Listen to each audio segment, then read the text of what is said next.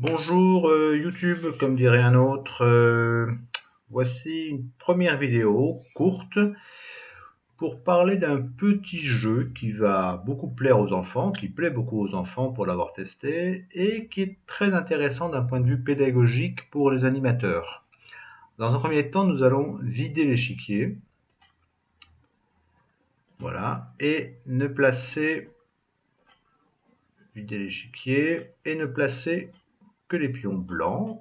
On va en placer 6 parce que pour faire fonctionner Chessbase, il faut mettre des rois, mais ils ne vont servir à rien. Et on va mettre en face une tour noire. Voilà. Alors ce jeu s'appelle le jeu des moutons et du loup. Alors, je vous laisse deviner où sont les moutons, où est le loup. Donc je vous rappelle, les rois ne servent à rien, ça ne sert qu'à faire fonctionner Chessbase. Donc les colonnes, dans notre exemple G et H, sont inutilisées. Dans la vraie partie, sur vos échiquiers, vous pourrez mettre 8 pions blancs. Le but est de faire comprendre aux enfants comment fonctionne, comment progressent les pions pour aller à dame. Si un pion va à dame sans se faire manger, les blancs ont gagné. Et si la tour noire parvient à manger tous les pions blancs, elle a gagné. Dans notre exemple, la tour attaque un pion. Donc ce pion, tout simplement, va avancer. La tour attaque un autre pion. Le pion avance. La tour attaque un pion. Et dès à présent, on peut lâcher tous les pions au profit de celui qui est le plus avancé. La tour prend le pion.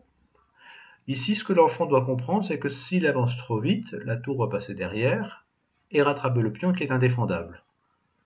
Donc, il faut d'abord le protéger. Et si la tour continue à manger, on peut avancer et progresser pas à pas, chaque pion en protégeant un autre.